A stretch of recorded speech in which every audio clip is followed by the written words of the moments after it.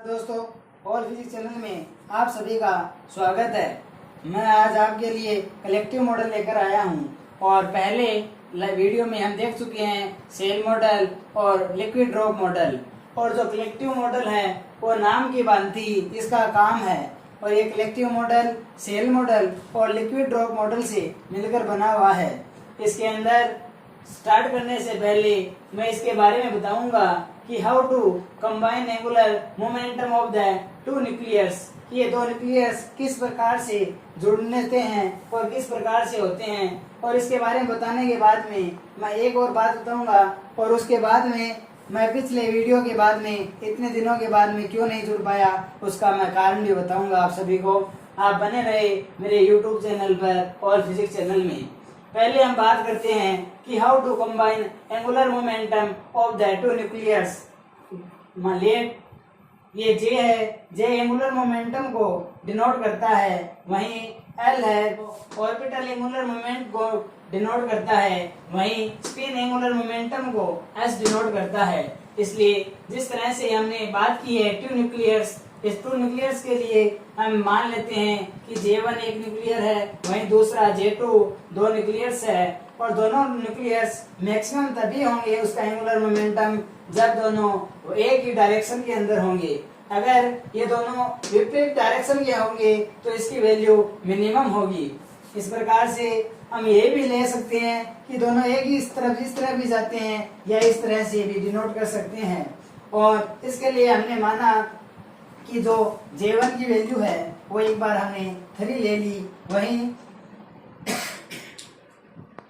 वहीं J2 की value 1 लेते हैं। मान लेते हैं कि दोनों एक ही डायरेक्शन के अंदर चलते हैं तो इसके लिए हम डिफर एच क्रॉस ले लिया है। इस प्रकार से एक ही डायरेक्शन के अंदर जाने के अंदर J1 और J2 दोनों ऐड हो जाएंगे और इसकी वैल्यू 3 + 1 मिलकर के 4 बन जाएगी। इसी प्रकार से दोनों अगर विपरीत डायरेक्शन में जाते तो विपरीत डायरेक्शन के लिए हम इसको J1 - J2 कर देंगे। इस प्रकार से इसकी वैल्यू मिनिमम 2h क्रॉस होगी और मैक्सिमम 4h क्रॉस होगी। इसी प्रकार से हम स्ट्रेट की बात करें तो ये 4h क्रॉस, 3h क्रॉस और 2h क्रॉस हो जाएगा। और एग्जाम्पल के तौर पर हमने J1 की वैल्यू 5/2 और J2 की वैल्यू हाफ ले ली है। इस प्रकार से हम देखते हैं कि J की वैल्यू मैक्सिमम J1 + J2 करते हैं तो इसकी वैल्यू 3 बनती है। इसी प्रकार से मिनिमम करने पर हम J1 - J2 करेंगे तो इस मिनिमम एंगुलर मोमेंटम की वैल्यू होगी वो इस प्रकार से J1 - J2 करेंगे तो 5/2 - हाफ, इस प्रकार से मिनिमम J की वैल्यू 2 हो जाएगी। अब मैं बात करता हूँ इलेक्ट्रॉन सम के लिए और एक बार सम और ऑल्ट के लिए बात करूँगा। इसके लिए पहले हम दो न्यूक्लियस को लेते हैं और दोनों का पेयर न्यूक्लियस है, वो इसके लिए एंगुलर मोमेंटम की वैल्यू 0 होती है, वहीं मैग्नेटिक मोमेंटम की वैल्यू भी 0 होती है। इसके लिए टोटल एंगुलर मोमेंटम की बात करें तो इसकी वैल्यू 0 होगी, वहीं 0 स्पिन एंगुलर मोमेंटम को डिनोट करता है और ये पॉजिटिव है वो पेरिटी को डिनोट करता है। अब मैं इसके बारे में पहले भी बात कर चुका हूँ कि पेरिटी होती है वो -1 की पावर L होती है। और ये सब अब मैं बात करता हूँ कि मैं इतने दिन आपसे क्यों नहीं जुड़ पाया था, क्योंकि इतने दिन मेरे पास वीडियो बनाने के लिए मोबाइल वगैरह की कुछ व्यवस्था नहीं थी। और इसके लिए मैं पूरा सराहनीय मेरे पूजनीय गुरुदेव को सुभाष जी सर को देता हूँ, क्योंकि इस मोबाइल की पूरी व्यवस्था करने के लिए और बोर्ड और मार्कर की व्यवस्था भी मेरे पूजनीय गुरुदेव सुभाष जी सर ने किया था। यही नहीं, जब जब मुझे जरूरत पड़ी है किसी भी कार्य के लिए शिक्षा के क्षेत्र में तो गुरुदेव ने मेरा सहयोग किया है। और इसके साथ ही मुझे कई बार कॉलेज में जब मैं पढ़ता था तब भी मेरे को टीचर की जरूरत पड़ती थी तो तब गुरुदेव ने अन्य टीचर से सहयोग करवा करके निःशुल्क मेरे लिए टीचर की व्यवस्था भी की थी। और जिन जिन टीचरों की व्यवस्था की थी वो आज गवर्नमेंट लेक्चरर बन चुके हैं और जिनमें सबसे पहले योगेश जी का भी सहयोग रहा और जो आज ऊंचे पद पर है, और उसी प्रकार से सेकेंड ईयर के अंदर भी मेरे लिए लालचंद जी सर ने सहयोग किया था। और मैं बात करता हूँ लिक्विड ड्रॉप मॉडल की। मैंने पहले भी बताया था कि लिक्विड ड्रॉप मॉडल है वो सेल मॉडल और लिक्विड ड्रॉप मॉडल से निकल के कलेक्टिव मॉडल बना है। और इस प्रकार से हम पढ़ चुके हैं कि लिक्विड ड्रॉप मॉडल ने उसके सरफेस के बारे में बताया था, और इसी प्रकार से सेल मॉडल ने न्यूक्लियन के बारे में बताया था। और इस प्रकार से और जो कलेक्टिव मॉडल है वो इन दोनों को मिलाकर के बनाया, और ये बताते हैं कि जो इसकी सरफेस बाउंड्री है वो सरफेस बाउंड्री वो बाहर जाने के लिए कोशिश करते हैं, परंतु जो अंदर की बाउंड्री है वो इनको बांधे रखने का कार्य करते हैं। इस प्रकार से हम बात करें कि not a single isolated nucleons which determine the spin sometime enter nucleons acting as a whole can have a effect, and this make the think about the nucleons rather the liquid drop model। इस प्रकार से तो liquid drop की model होती है वो liquid drop होता है, वो ड्रॉप इस प्रकार से होता है और उसके बाद में सरफेस पर जो एनर्जी लगती है उसके कारण से ये थोड़ा चेंज होकर के इस आकृति में आ जाता है, और थोड़ी देर के अंदर ये इसी आकृति में आकर के फिर डबलाकार होकर के ये टूटने लगती है। और जब इन तीनों आकृतियों को हम मिलाकर के देखते हैं तो इस प्रकार से एक आकृति बनती है, जैसे सरफेस के लिए एक गोलाकार ऐसे बनता है और फिर एक बार लंबा और एक बार डंडलाकार टाइप में बनकर के इस सरफेस का निर्माण करते हैं। अब मैं आकृति के लेवल की बात जो पहले जो आकृति दिखा चुका हूँ उसके लिए लेवल की बात करूँ तो अगर हम L की वैल्यू 0 रखें तो इसकी आकृति है जो स्फेरिकल न्यूक्लियन के बराबर हो जाएगी। इसी प्रकार से L की वैल्यू अगर हम 1 रखें तो इसकी जो आकृति है वो ऑसिलेटर आकृति हो जाएगी।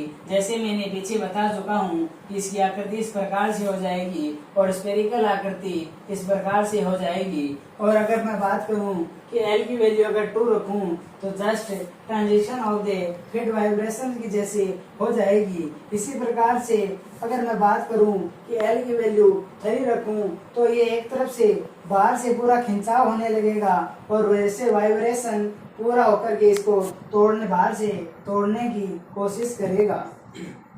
जैसे L की वैल्यू मैं मैथमेटिक्स रूप में बताऊं तो अगर हम L की वैल्यू 2 रखेंगे तो एनर्जी की वैल्यू H क्रॉस ओमेगा के बराबर H cross 2H cross omega और 3H क्रॉस ओमेगा के बराबर हो जाएगी। और इस प्रकार से अगर हम बात करें E equal to H cross omega की तो वे स्मेलर्स एनर्जी के बराबर हो जाएगी और इसके लिए फोनॉन्स की वैल्यू 1 होगी। इसी प्रकार से 2H क्रॉस के लिए भी फोनॉन्स की वैल्यू 2 के बराबर होगी और इसी प्रकार से 3H क्रॉस के लिए 3 फोनॉन्स होंगे। इस प्रकार से हम L इक्वल टू 2 के लिए हम पहले 2 फोनॉन की बात करते हैं तो इसके लिए एनर्जी स्टेट एनर्जी की बात करें तो इसकी वैल्यू 0, 1, 2, 3 और 4 हो जाएगी। इस प्रकार से हम देखते हैं कि L की वैल्यू अगर सेम डायरेक्शन के अंदर होगी तो मैं पहले ही बता चुका हूँ कि एंगुलर मोमेंटम के लिए J equal to L plus S हो जाएगा। इस प्रकार से हम दोनों ये सेम डायरेक्शन होगी तो इसको हम ऐड कर देंगे तो हाईएस्ट मैक्सिमम वैल्यू इसकी 4 हो जाएगी। और मिनिमम वैल्यू की बात करें तो L माइनस एस करेंगे, L माइनस एस करने से इसकी वैल्यू 0 हो जाएगी। इस प्रकार से इनके स्टेट लेवल निकाल सकते हैं। और पेरिटी की बात करें तो इसकी पेरिटी पॉजिटिव होगी। और इसी प्रकार से हम E इक्वल टू 3 के लिए बात करें तो इसकी वैल्यू 3 फोनॉन होगी और 3 फोनॉन के लिए हम इसकी वैल्यू 2 के इक्वल मान करके हम जिसकी वैल्यू निकालेंगे पहले हम L प्लस एस करेंगे या इस प्रकार से बात करें कि इन दोनों को एक बार साथ में रख लेते हैं, इसको अलग रख लेते हैं तो इस प्रकार से एक बार 4 प्लस 2 करेंगे तो 6 हो जाएगी और एक बार 4 माइनस 2 करेंगे तो 2 हो जाएगी। इसके लिए हम स्टेट लेवल की बात करें तो इसकी वैल्यू 1, 2, 3, 4 और 5 हो जाएगी। but this excited state has a energy which boundary equal to the energy of E equal to 2h cross omega for the level L equal to 2 के लिए. So there may be the maximum of 3 की power minus यहाँ पर parity को दर्शाता है and level state is 0 1 2 3 4 और इनके ऊपर जो पॉजिटिव का सिंबल है वो इनकी पेरिटी को दर्शाता है. और इसी के लिए पहले ये कलेक्टिव मॉडल बनाया था, उसके लिए एक्सपेरिमेंट करके भी देखा था वैज्ञानिकों ने, तो पाया कि ऑर्गन जो 18 नंबर पर होता है और उसके लिए 38 के लिए निकाल करके जो वैल्यू रखी थी और इसके आधार पर जो देखा था इनकी वैल्यू, लेवल की इनकी वैल्यू और जो सेल मॉडल कलेक्टिव मॉडल बनाया था उनकी वैल्यू लगभग सेम आ रही थी. इसके लिए उन्होंने 2.95 रख करके देखा था, तो इसके लिए 2 प्लस और लेवल L इक्वल टू 2 हुआ और इसके लिए 2 फोनॉन की आई और 2 फोनॉन के लिए एनर्जी 2h क्रॉस ओमेगा हुई. इस प्रकार से अन्य भी लेकर के देखे, इसके लिए वैल्यू 2.77 लिया. इसी प्रकार से 2.11 लेकर के भी देखा, तो इनकी जो एनर्जी है वो एक बार 3 और एक बार 2 यहाँ पर पेरियोडिटी को दर्शाया गया है कि एक बार माइनस और एक बार प्लस लिया गया है. इस प्रकार से इनकी एनर्जी की जो फोनॉन एनर्जी है दोनों बार सेम 1 फोनॉन और 1 फोनॉन आई और इनकी एनर्जी भी सेम आई. इस प्रकार से वो वी नॉट और इसके लिए इसकी वैल्यू 0 भी हो गई, जिसके कारण जो इसे वी नॉट से दर्शाया गया है जो वाइब्रेशन 0 प्लस अपर स्टेट वोल्ट को दर्शाता है. इस प्रकार से कलेक्टिव मॉडल हमारा समाप्त हुआ. नमस्कार दोस्तों, आज का हमारा टॉपिक समाप्त हुआ और इस प्रकार से हमें कमेंट करके बताइए कि ये लेक्चर आपको कैसा लगा और हमारे वीडियो को लाइक और सब्सक्राइब करें.